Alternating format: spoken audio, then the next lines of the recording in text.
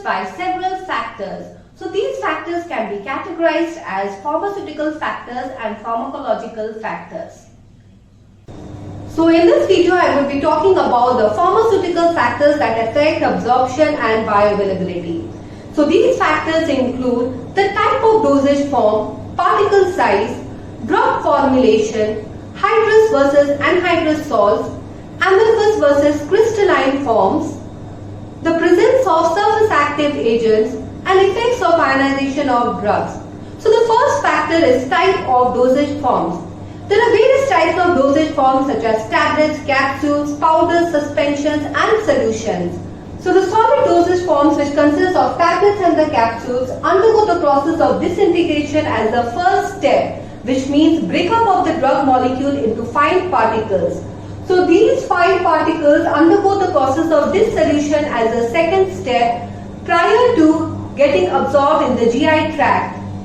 So tablets and capsules undergo the process of disintegration and dissolution before getting absorbed in the GI tract. When it comes to powders and suspensions, which consist of fine particles, so these undergo the process of dissolution, bypassing the first step, that is disintegration, before getting absorbed in the GI tract. When it comes to solutions, these are readily soluble in the GI tract, so they bypass both disintegration and dissolution before getting absorbed in the GI tract. So if we compare the dissolution rate and bioavailability of dosage forms, the dissolution rate and bioavailability of solutions is greater than suspensions and powder. And for suspensions and powders, it is greater than tablets and capsules. The reason being, the tablets and the capsules have to undergo the process of disintegration and dissolution, whereas powders and suspensions have to undergo only the process of dissolution, and the solutions are readily dissolved in the GI tract, undergoing faster absorption, faster dissolution rate, and greater therapeutic response. Now, the next factor is particle size. So particle size plays a very important role in influencing bioavailability. An example to emphasize the importance of particle size is in 1971 in New York hospital, it was observed that the cardiac patients were on unusually large maintenance doses of digoxin. Later in a study on normal volunteers, it was found that the standard digoxin tablets from different manufacturers produce grossly different plasma concentration. So this difference in plasma concentration was attributed to the particle size. This is particularly important for poorly soluble drugs such as digoxin. Just by decreasing the size of the particle, the solubility increases. And also digoxin has a narrow therapeutic range. So changes in particle size affects therapeutic response. So micronization or decrease in the diameter of the particle enhances absorption of drugs such as aspirin, bisulfulvin, and spironolactone. Thus, particle size plays a very important role in influencing bioavailability and drug absorption. So the next factor is drug formulation. Drugs are formulated such that they contain an active ingredient, which is the drug molecule, and it also contains the inert substances, that is the excipients, and these excipients consist of the binding agent, wetting agent, flavoring agents.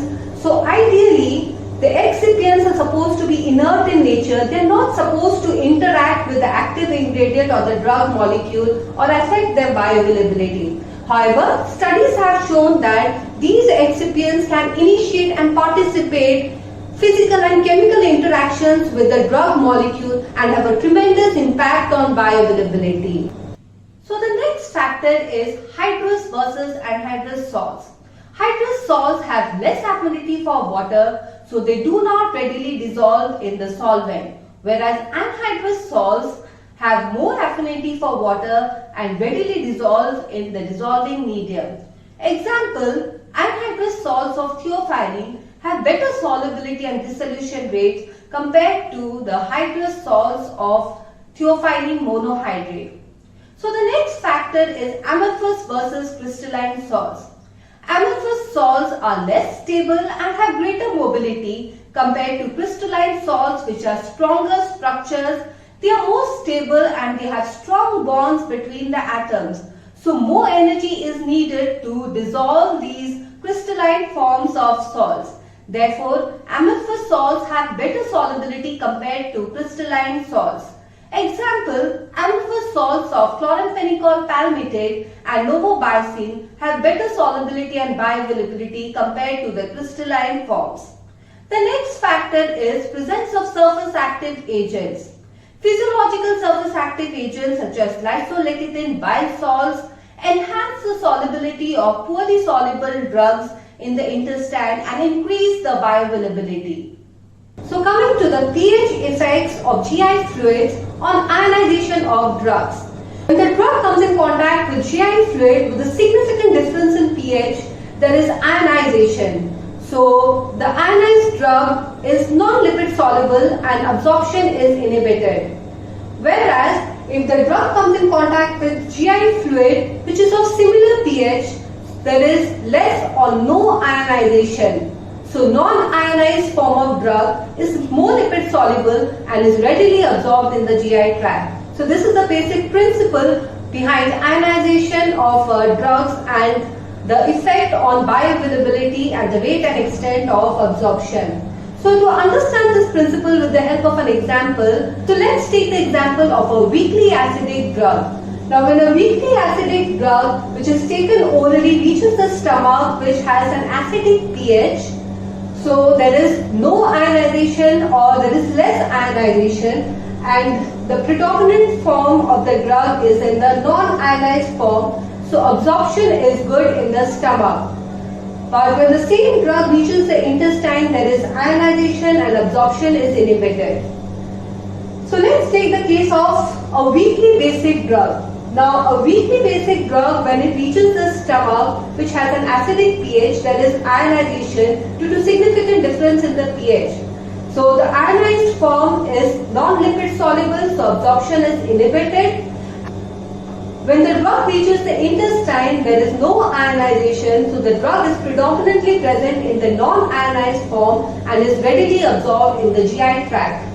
Overall, weakly acidic drugs are better absorbed in the stomach and weakly basic drugs are better absorbed in the intestine. This brings us to the end of the topic. These are my references. Thanks for watching. Please like, subscribe and share.